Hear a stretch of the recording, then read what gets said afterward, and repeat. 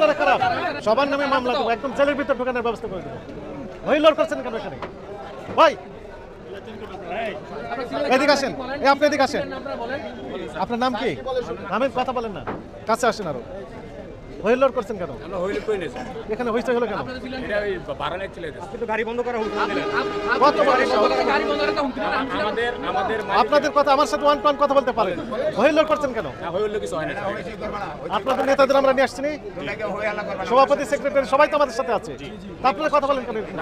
আপনি গাড়ি বন্ধ করার হুমকি দিলেন কেন? আপনাদেরকে সঠিক চলতে নিষেধ করা হয়েছে, আপনারা যেন সঠিক চলতে পারেন, এই জন্যই তো আমরা আসছি।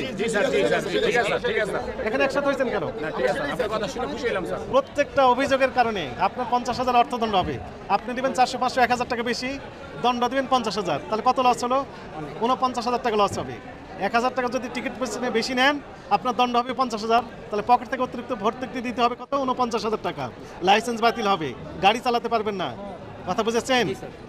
ভয়াবহ বিপর্যয়ের ভিতর পড়ে যাবেন, এগুলো দয়া করে করবেন না। না, এটা করবোই না এবার ইনশাআল্লাহ।